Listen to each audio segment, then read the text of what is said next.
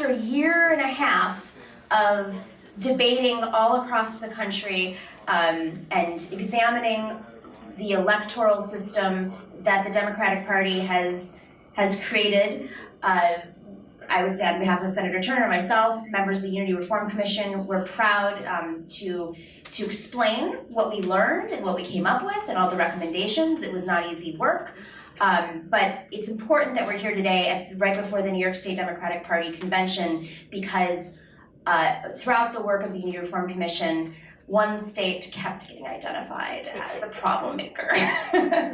So what is the Unity Reform Commission? Senator Turner is going to talk more about this and the work on behalf of our revolution, but from the perspective of a New Yorker that was on the commission was made up of 21 members.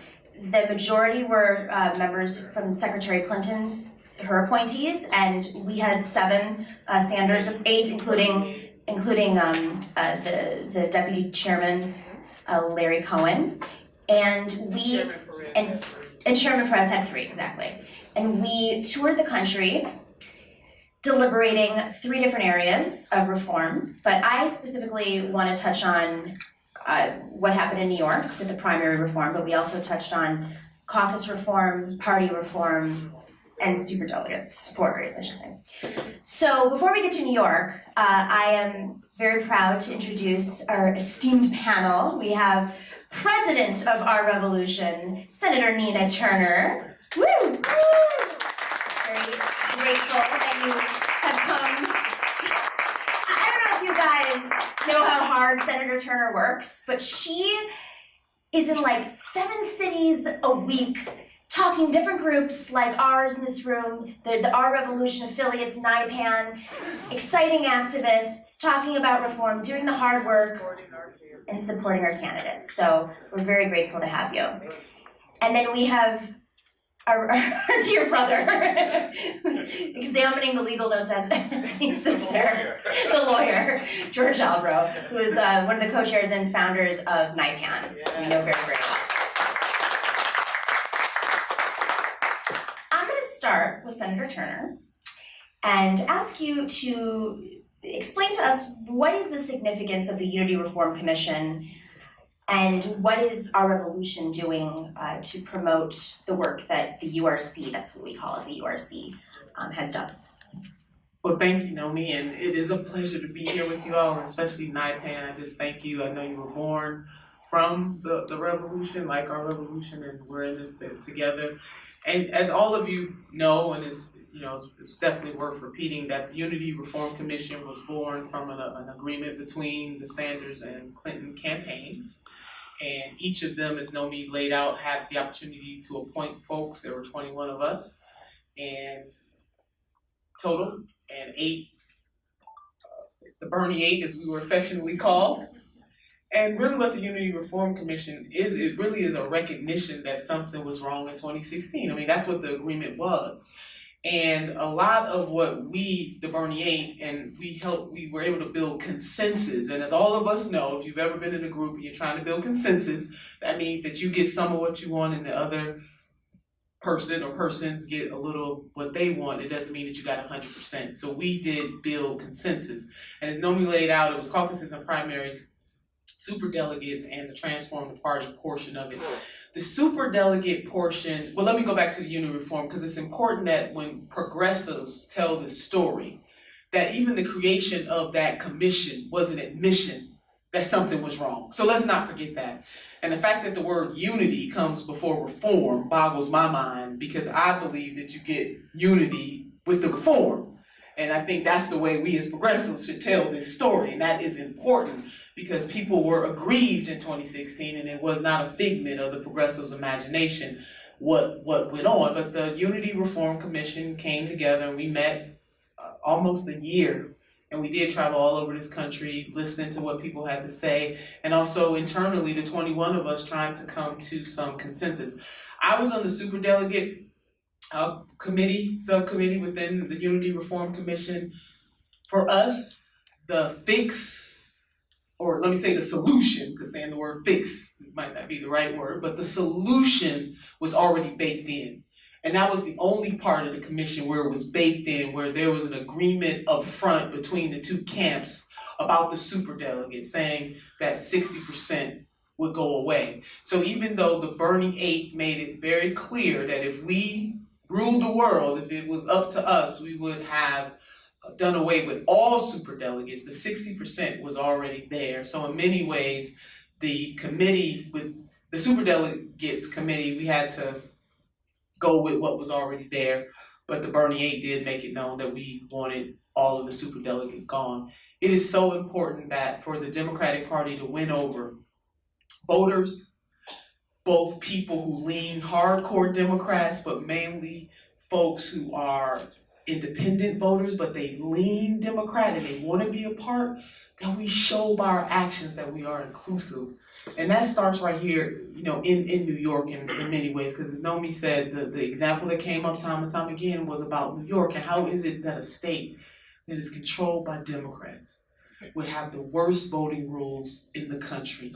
And I can tell you, when I served in the Ohio legislature, and I'm gonna give it back to Nomi after this, and I was fighting, me and my caucus, we were fighting against the Republicans of my state about peeling back opportunities for people to vote and rigging the rules to make it harder for poor people and people of color and students and elderly folks to vote. They would always throw up in our face, we have more voting opportunities than New York Democrats, so basically shut your mouth. Wow. You know, and it was hard to push, I did push back on that, you know me, I will push back. But it was hard to push back on that because what they said, even though they were wrong for what they were doing in Ohio, because this was about Ohio voters and the access that we were accustomed to, but the fact that they were able to use New York, which is controlled by Democrats, as an example, was quite embarrassing for me as a Democrat and a member of the Ohio General Assembly, just really embarrassing. So I am just so proud of all of you that are in this room and all of you who stand in the ready position for people who could not make it here tonight. NYPAN, for your incredible courage to go up against the machine, to be the David against Goliath.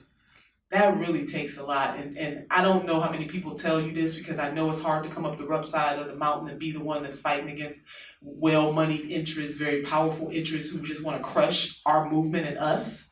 But there are millions of people all across this country who are united with you. And it might feel like we're in this fight by ourselves, but I can tell you from the 33 states that I've been in about 8 months, there are many people just like you all over this country. And then there's some people who can't show up, who don't have the same courage or don't know that you are standing up for.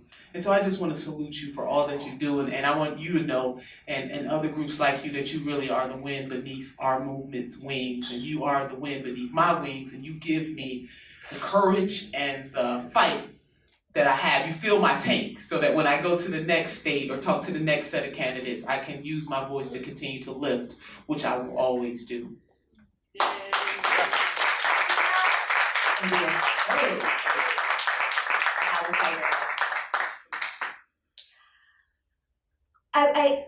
so so as the New Yorker on the commission, there was one more person on the commission who said she was from New York, but she was really from California. She had just moved to New York. So I don't want to diminish her. She's a very important part of the commission, but she was a new resident of New York. So as the New Yorker on the commission, it was very frustrating to see the New York State Party identified over and over.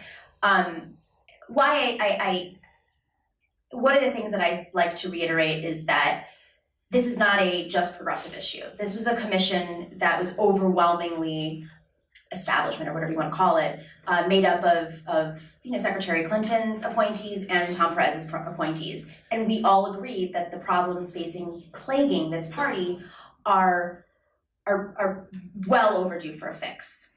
There are 3.6 million voters that could be voting in the Democratic primary, but that are not. And there is a resolution right now sitting before the New York State Democratic Party that will hopefully be voted on this week to allow the unaffiliated, the blanks, independent voters to vote in the Democratic primary. That was one of the recommendations that came out of the Unity Reform Commission.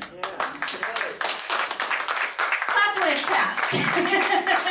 But it was important that we got that into the report. Some of the other issues that I'm sure you're all aware is that there are multiple voting deadlines for registration. Changing your party the deadline was 11 months before the actual primaries. It was in October of last year for September of this year. And then there are about 11 more deadlines scattered throughout. One of the recommendations that we made was within the party's power to consolidate those deadlines to the closest deadline to the election, which is, I believe, 25 days before the election, wherever they have the power to do so. Some of the excuses that we've heard over the years have been, well, it's statutory. It's up to the legislature. But we learned on the commission, and it was eye-opening. The co-executive director of the New York State Board of Elections, you can't find an expert better than that, testified that actually the party itself does have the ability to change the rules, and that was based on case law. So we have a legal expert here who can clarify this, because there is a lot of misinformation being spread out there. And I think it's important to recognize that some of that misinformation is being spread by people who are very comfy keeping these voting restrictions in place. I'll go as far as to say it's self-inflicted voter suppression.